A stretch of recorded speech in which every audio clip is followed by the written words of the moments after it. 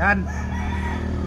Kita nyo ngayon na ang papel ay nabasa ng tubig. Ayan o. So ibig sabihin, mayroon talagang tubig ang radiator. Ganito lang po kasimple. Ba't nasabi ko na mayroong problema ang head gasket nito? Tingnan nyo mabuti.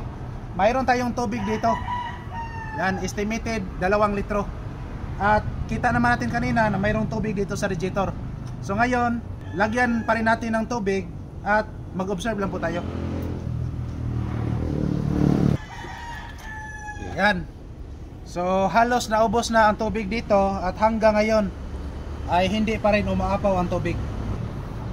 So kita nyo ngayon mga kalbularyo ay hindi talaga umaapaw ang tubig sa radiator. So ngayon ang tanong, saan ba pupunta yung tubig? Ngayon po, i-check muna natin ang oil dipstick. Ayan o. So kita nyo ngayon na ang oil ay umaabot na dito. Kanina dito lang po ang oil. At ngayon aabot na dito. So ibig sabihin blown gasket ang problema ng makina ngayon. Ang gagawin po natin dito ay ipalabas natin ang gasket at magkaalaman na mamaya kung ano talaga ang problema. Here we go. So ayan na po mga kalbularyo. Medyo nagkamali ako sa aking hula-hula. Yan, so kita naman natin na walang problema po dito sa gasket.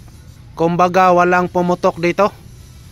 At nang titingnan natin ang cylinder head, ayan o, mayroong butas dito. So ito po ang dahilan ba't pag naglagay po tayo ng tubig sa radiator kanina ay diretso yung tubig na papasok dito sa oil pan. Kita naman natin dito ang gatas. Ayan, so walang halong chemical, organic po ito. Wow. Ayun o. So dito po pupunta yung tubig na galing sa radiator. Yes! So hindi po tayo nagkakamali sa ating ginagawa rito. Kita naman natin na naghalo yung kape at gatas.